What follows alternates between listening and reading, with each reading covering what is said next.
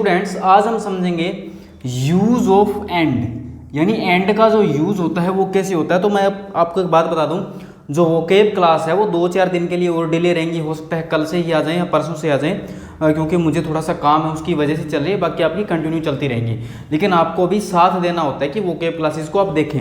सो आज मैं आपको छोटा सा ग्रामर का कॉन्सेप्ट कराने जा रहा हूँ, जो बहुत ही ज़रूरी और इम्पोर्टेंट कॉन्सेप्ट है, जो हर किसी को नहीं पता होता। Use of and. मेरे बच्चे, अगर मैं एंड की बात करूँ ना, एंड क्या होता है, एंड की अगर नॉर्मल बात करूँ तो एंड होता है एक कंजंक्शन। क्या होता है मेरे भाई? एंड एक कंजंक्शन होता है, और कंजंक्शन का काम होता है दो चीज़ों को जोड़ना, टू जॉइन, दो चीज़ों को जोड़ना। लेकिन चीज़ें कौन सी जुड़ती हैं? दो सेम चीज़ें जुड़ती हैं, हमेशा दो सेम चीज़ें जुड़ती हैं। सेम चीज़ें कैसे? दो नाउन, दो सब्जेक्ट को, दो ऑब्जेक्ट को, दो नाउन को, दो प्रोनाउन को इस तरीके से जोड़ा जाता है। तो यानी चीज़ें जुड़ती कैसी है? सेम थिंग्स जुड़ती हैं। जुड़ेंगी कैसी? सेम थिंग्स, मतलब दो सेम चीज़ें जुड़ेंगी। जैसे Ram and Shyam are coming here, Ram और श्याम यहाँ पे आ रही हैं। इस तरीके से क्या करते हैं हम? एंड कंजंक्शन का यूज़ करते हैं। भाई कंजंक्शन का मैंने आपको नॉर्मल सी बात बता दी। कंजंक्शन का काम होता है चीज़ों को जोड़ना। जब मैंने आपको फंडामेंटल्स ऑफ इंग्लिश करवाए थे, जब मैंने आपको पार्ट ऑफ स्पीच करवाई थी, उसमें मैंने आपको कंजंक्शन अच्छे तरीके से समझा दिया था कि भाई कंजंक्शन क्या होता है। भाई दो सेम चीज़ों को जोड़ने का काम करता है कंजंक्शन। तो अब बात करते हैं एंड की। तो एंड का काम हो गया जोड़ना, ये और वो, मतलब ये चीज़ों को इंक्लूड करता है। ये क्या करता है? ये चीज़ों को मेरे बच्चे इंक्लूड करता है। ये करता है, एंड क्या करता है? चीज़ों को इंक्लूड करता है। जैसे मैंने बोल दिया ही एंड आई और मी। अब मैं आपको समझाता जाऊंगा। हैज और have done this work, done this work, this work. भाई एक सेंटेंस है, मैं साथ साथ समझा देता हूं आपको। इसमें बोला गया है ही एंड आई और मी हैज और हैव डन दिस वर्क। तो ही आपको पता है मेरे बच्चे सब्जेक्ट है, और मैंने क्या बताया था? कंजंक्शन क्या करता है? सेम चीजों को जोड़ता है। यानी सब्जेक्ट है तो सब्जेक्ट के साथ जुड़ेगा, ऑब्जेक्ट है तो ऑब्जेक्ट के साथ जुड़ेगा, और वर्ब है जैसे भी चीजें उनके साथ जुड़ता है। ठीक है जी। तो ही हो गया मेरे बच्चे सब्जेक्ट, ही सब्जेक्ट है। एंड हो गया कंजंक्शन। एंड किसका काम कर रहा है यहाँ पे? एंड कंजंक्शन का काम कर रहा है। आई तो सब्जेक्ट है आपको पता है, लेकिन मी क्या हो गया? मी ऑब्जेक्टिव केस है, मी ऑब्जेक्ट बन जाता है। तो मैंने बोला एंड कंजंक्शन क्या करेगा? दो सेम चीजों को जोड़ेगा, तो इसलिए मी नहीं आएगा। क्यों नहीं आएगा? क्योंकि मी एक ऑब्जेक्ट है। अब बात करते हैं वर्ब की। सर वर्ब कैसे आएगी? सर वर्ब को कैसे रिलेट करेंगे? तो एक चीज समझिएगा मेरे साथ साथ, एक चीज समझिएगा। ही सब्जेक्ट है एंड आई, तो साउंड इफेक्ट हमेशा क्या होता है? जब भी आप देखोगे इंग्लिश ग्रामर को पढ़ने की कोशिश करते हैं ना, तो साउंड इफेक्ट हमेशा बाद वाले का जाता है। जैसे मैं बोलता हूं रोहन एंड रोहिणी आ रहा है, नहीं जचेगा ना? रोहन एंड रोहिणी आ रही है, मतलब साउंड इफेक्ट बाद वाले का जाता है। इसी वजह से ही एंड आई के साथ कौन सी वर्ब आती है? हेज आती है, हेव आती है। तो आई के साथ मेरे बच्चे हेव आती है, ना कि हेज आती है। इस वजह से हेव आएगा। क्यों? ही एंड आई, तो साउंड इफेक्ट इसका गया। साउंड इफेक्ट किसका गया? साउंड इफेक्ट गया आई का। He and I have done this work, मैंने और उसने मिलके ये काम किया है, मैंने और उसने मिलके ये काम किया। तो एंड आपको समझ आ गया? एंड कंजंक्शन होता है जिसका काम होता है टू जॉइन, दो चीजों को जोड़ना। ये चीजें मैंने आपको समझा दी। अब आ जाता है मेरे भाई एंड नोट। इस चीज को बड़े प्यार से, तरीके से, सलीके से समझने की कोशिश कीजिएगा। एंड नोट क्या होती है? एंड नोट मेरे बच्चे एक प्रीपोजिशन होती है।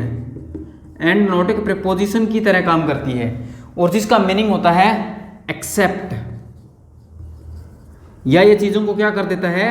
या ये चीजों को एक्सक्लूड कर देता है, यानी चीजों को एक्सक्लूड कर देता है। ये तो इंक्लूड करने का काम करता है एंड, लेकिन एंड नोट क्या करता है? चीजों को एक्सक्लूड करने का काम करता है। जैसे मैं यहां पे आपके लिए एक एग्जांपल लिख रहा हूं, यही same example, he and not I और मी हैज और हैव डन दिस वर्क। भाई साहब ये सेंटेंस हो गया, समझ गए? तो इस सेंटेंस को मैं आपको समझाता हूं। मैंने क्या बताया यहाँ पे? एंड नोट होती है, क्या होती है? प्रीपोजिशन, और प्रेपोजिशन के बाद हमेशा क्या आता है उसका मेरे बच्चे, प्रेपोजिशन के बाद आता है उसका ऑब्जेक्ट। इसलिए यहाँ पे कौन सा केस लगना है, यहाँ पे सब्जेक्टिव केस नहीं, यहाँ पे क्या लगेगा, ऑब्जेक्टिव केस। तो एंड नोट मैंने आपको बता दी होती है प्रेपोजिशन। तो आई तो होता है सब्जेक्टिव केस, बट किंतु परंतु मी होता है ऑब्जेक्टिव केस। तो इसलिए आई पे आप क्रॉस कर देंगे क्योंकि आई यहाँ पे एरर हो जाएगा। He and not me, he and not me has और हैव डन दिस वर्क। अब इस चीज को समझोगे, उसने मुझे छोड़कर ये काम किया, तो एंड नोट का मतलब हो गया एक्सेप्ट, मतलब एक्सक्लूड कर दिया भाई, मतलब हिंदी मीनिंग हो गया को छोड़कर। हिंदी मीनिंग भी साथ लिख लीजिएगा, को छोड़कर, को छोड़कर भाई उसने मुझे छोड़कर ये काम किया। तो काम किसने किया, काम तो उसने किया ना, काम तो उसने किया। अब इसको मैं सिंपल भाषा में सिंपल लिख सकता हूं, he has done this work. ये सेंटेंस है, अब ये सिंपल सेंटेंस है, उसने ये काम किया है, ही हैज डन दिस वर्क, उसने ये काम किया। लेकिन यहाँ पे मैंने क्या कर दिया, यहाँ पे मैंने इस प्रेपोजिशन की हेल्प लेके इस सेंटेंस को एम्फेसाइज कर दिया, उसने मुझे छोड़कर ये काम किया है, उसने मुझे छोड़कर ये काम किया। तो काम करने वाला तो ही है ना मेरे बच्चे, काम करने वाला पर्सन तो ही है, तो काम करने वाला ही है, तो वर्ब भी सब्जेक्ट के अकॉर्डिंग जो काम करता है उसके अकॉर्डिंग आएगी। तो काम करने वाला अगर ही है तो हेज आएगा ना कि हैव आएगा, क्योंकि काम ही है तो ही के लिए जो आती है वो आती है हैज।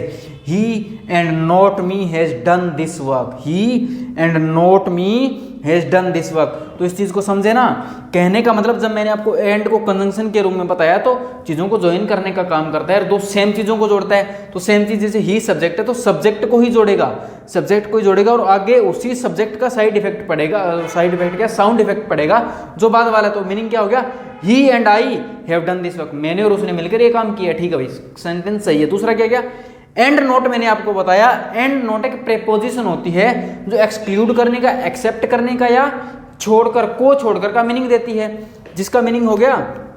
और प्रेपोजिशन के बाद क्या आता है, हमेशा उसका ऑब्जेक्ट आता है। तो इसी वजह से ये सेंटेंस बन गया, ही एंड नॉट मी, तो सब्जेक्ट के अकॉर्डिंग वर्ब आ गई, he and not me has done this work, या फिर मैं सिंपल बोल सकता हूं he has done this work.